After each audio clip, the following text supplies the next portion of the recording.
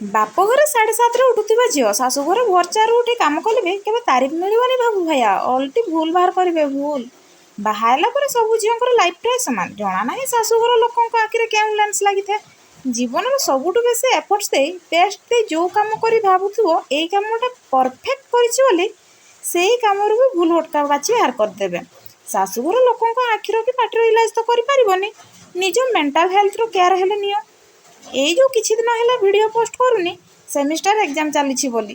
ବାହାଘର ବେଳେ ବାଇଗଣ ରୁଆ ରୀତିରେ 2 ଦିନ ପଡ଼ି ପଣ୍ଡିତ ହେଇଯିବି ଆଉ ନ ରହି ନ ଥକି ଅନର୍ଗଳ ଲେଖିଯିବି।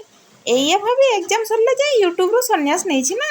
ଯେଉଁଠି ଅନ୍ୟ ଷ୍ଟୁଡେଣ୍ଟ ମାନେ କାଲିର ଏକ୍ଜାମ ପେପର ଯାହା ଥିବ ସେଇଟା ପ୍ରିପାରେସନ୍ ହେଉଥିବା ବେଳେ ଆମ ଭଳିଆ ବିବାହିତ ମହିଳାମାନେ କାଲି ଏକ୍ଜାମ ଯିବା ପୂର୍ବରୁ କ'ଣ ରୋଷେଇବାସ କଲେ କମ୍ ଟାଇମ୍ ନେବ, ଆଜିରୁ ବାସନକୁସନ ମାଜି ରଖିଦେଇଥିବି କାଲି ଖାଲି ପାଣିରେ ଧୋଇଦେଲେ କାମ ସରିଲା।